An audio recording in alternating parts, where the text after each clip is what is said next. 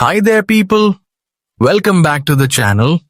In today's video, I'm going to show you how to uninstall apps on the Samsung Galaxy A17 5G.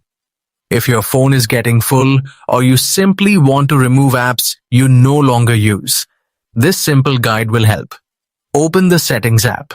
The Settings menu is where you can manage most features of your device, including connections, privacy, security, display settings, and installed applications.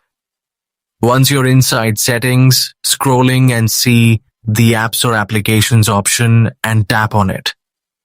This section shows a complete list of all the apps installed on your phone. Next, scroll through the list and find the app you want to remove. When you see it, tap on the app name to open the app info page. Here you'll see several options related to that specific app.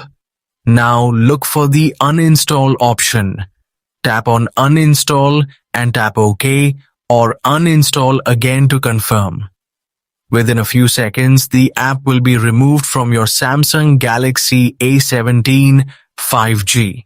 If you found this tutorial helpful, don't forget to like the video, share it with your friends, and subscribe for more simple and useful tech guides.